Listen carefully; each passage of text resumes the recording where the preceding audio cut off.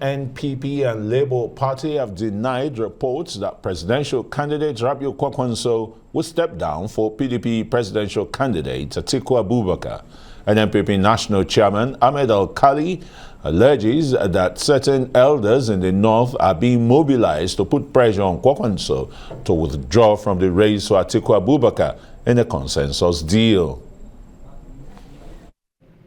Okay, we're now being joined by the national chairman of the New Nigeria People's Party, Professor Rufai Alkali. Very warm welcome to Newsnight. Hello, Chrissy, how are you? Well, looking very fresh. Just as my colleague said that this one, it doesn't look as if the politicking is getting... No, these are camouflage. All right, let's go to the truism of the situation now. Yes. Has... the PDP presidential candidate really been speaking with your own presidential candidate, or the PDP as a party speaking to the NNPP as a party, or just pressures from the NEF or ACF? Well, thank you very much. I'm very happy to meet you today. Adesua, I've been seeing you on tele for a long time. Nice I know you are such a young girl. This is camouflage. It's camouflage. Well, you see, in normally, under an environment that we are now, campaigning and preparing for elections, discussions are common among people and groups. It's very normal. After all, political parties leave cities, leave towns to go to villages, you know, to communities in search of supporters. So conversation is a normal thing in the political environment. But what is worrisome, and what is we as an NNPP we don't accept, is people who have not talked to us, and we are not talking to them. We are pursuing our campaign vigorously, and then because they have difficulty in their campaign, suddenly the best thing they should do is that they go back to the old system, which has passed. They run around asking people to, you know, collapse their structures for them, or to endorse them, and that kind of thing. So that's why for a long time we've been very patient, and I think we thought is enough is enough. Now, Nigeria is looking for change, genuine change. Nigeria now is in distress. Everybody agrees, from the security situation in this country to the economy, the education system, social conditions of life of the ordinary citizen, the market conditions, everything is, you know, is strangulating people. So for a long time, especially we ourselves, with our leaders and Prof. Musa Kwankwaso, we concluded 2 years back, before we reached this point, that both the APC and PDP will never redeem Nigeria again, because they missed the point along the line. Both of them, when they came, they were well received because of the reason why they came at that time. Even though APC came in 2013, 2014, winning election 2015, but it is... Sorry to interject, Prof. Your leader has crisscrossed these two parties. So the issue on ground is Atiku Abubakar of the PDP speaking to your party and its presidential candidates to step down for him, or is this simply pressure from Iowa Consultative Forum and the Northern Elders Forum? Nothing like that, nothing like that. To answer the question categorically, we are not in discussion with Atiku Abubakar. That is one. Okay. Secondly, there is no pressure because Northern Elders Forum, all the groups in the North, are highly sophisticated people. They are highly educated. They know Nigerian politics very, very well. And they know also what Nigeria needs today. And therefore, they have always maintained that maturity, because everybody who is contesting for election as a president is their own son. So in that case, we have never had any pressure from anybody. But we know that the Atiku Abubakar has been making every effort, you know, to secure that kind of endorsement. And I think it's not the best way to go about it. What we are saying here is that over the past few months, Senator Rabi Musa Kwankwaso has been going around the entire country, which has never happened in the history of Nigeria during elections, for a presidential candidate not to be flying, but to going by road following local government by local government, community by community, and then village to village, so that he could see the nature of their conditions. Okay. The issue of what they drink, what they eat, how they live. Right. You know, All right. so we are now dealing with practical issues. Professor Alkali, yes. It was the notion that you had a press conference yesterday and you did say that there is some pressure from northern elders. I didn't say that. I didn't say that. Great. So we've gotten that out of the way. Yes. Is the NNPP and your presidential candidate also shutting the doors to a coalition or an alliance? And what sort of confidence do you have that you can go into this election and win? I mean, it's not the first time we are hearing constant rumors that your candidate is in talks with others or wants to step down. How do you make this rumor stop? Why do you think it's always your candidate? There are two aspects to it. You see, let me tell you, the issue of a candidate reaching out to people, it can happen anywhere, anytime. That's a different matter. Okay, if it happens and we know, we say yes. But if somebody just try to get, to what I call a privatized legitimacy, just like that, to say that, okay, so person is endorsing me or you should collapse the structure to us, that is unnecessary because it has not happened and it's not happening. And that no political party will also shut these doors, but everything has to be done based on maturity, and there must be a style, there must be a strategy, there must be something that will come with it.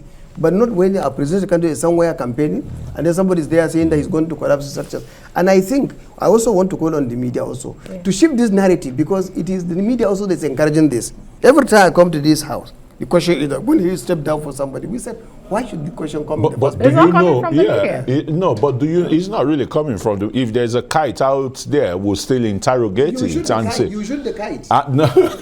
You shoot the kite. No, it's for you to shoot the kite.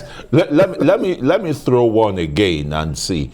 Could it be that, the PDP presidential candidate, Atiku Abubakar, has called your presidential candidate, Kwankwaso, looking at their political history, where they are coming from? We should have known.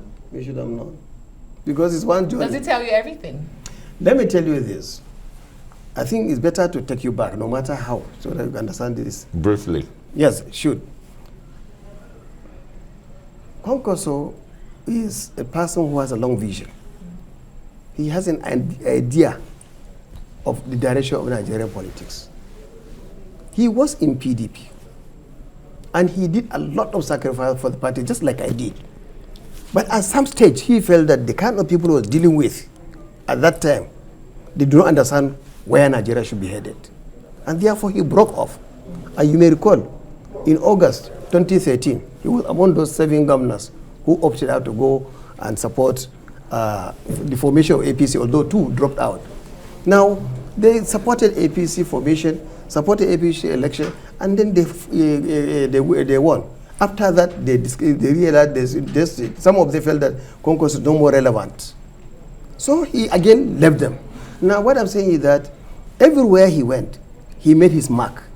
But when he realized that the kind of people he's dealing with are not people who understand the minds of our Nigerians, what we need, what the other citizen wants, he moves out.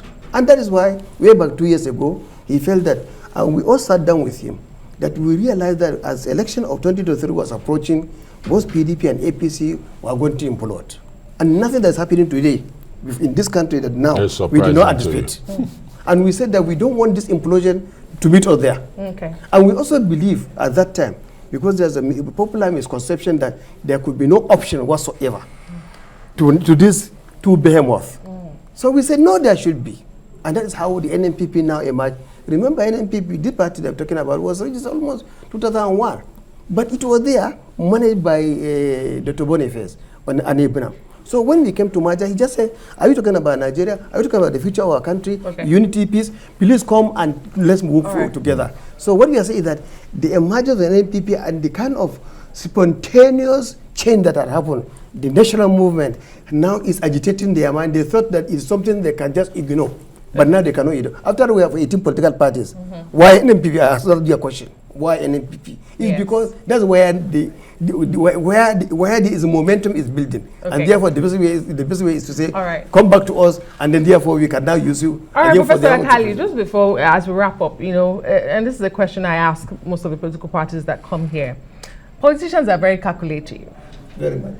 You understand the currency of election, which is numbers, the votes. Also. The Constitution sets out the rule in criteria for a president to emerge. And my question is, because I asked you earlier, you didn't really respond to it. The confidence, you said you're not shutting your doors to an alliance or coalition. I didn't answer that question directly. Yes, so you can answer when you're going to answer this. If we go into an election now, tomorrow, I know we have 20-something days, how confident is Kwankwaso? Which are the regions, the states he will win? I know you have also heard that he's a Kano politician so many times. Again, we are going back to the Then past. I'm saying, No. well, that's another This kite that's one, been flown. please, But don't Professor take- Alkali, don't take me back, so please. which states, Don't which take me regions back. will Kwankwaso be winning in the 2023 elections? Well, two things here. First and foremost, no politician will sit here and tell you his citadel thinking and plans, where we are headed and what we are doing. We can never do that. What we know is that the Senator Kwankwaso, as a presidential candidate, today stand tall over above all of the others. How tall? Well, first and foremost, let's talk about issue of integrity. There's no question against him today, and nobody has taken him to court that either because he was associated with drug issue or corruption issues, as at least he can walk with his head high. He doesn't represent a person as a leader with a potential, right now, a health challenge that he cannot move. Has to be moved from point to point. He has not demonstrated that. And he has not demonstrated himself, he has demonstrated as a successful politician and leader. When he had the opportunity to serve as the governor of Kano State, his record for everybody to see. He was above board. And he did everything well. Therefore, what we are saying here is that now in terms of also the tenacity, the concern about the future of Nigeria, being a bridge builder, he stand again tall. Others are trying to had the opportunity to build the bridges, but they broke them down. Whenever they fail opportunity to win election, they move to another place. But where we are saying they are moving for a different reason. Here we moved 2 years ago that we felt that this country cannot allow it to go back to what is happening. Moving forward now. Move forward. Thank you very much, Professor Alkali Wish you the Rufai best. is the chairman of the New Nigeria People's Party. Thank you for coming to put the record straight and the issues straight. And we said the best thing is that Atiku Abubakar should step down for. Oh, you're calling for him to step down. All right. Okay.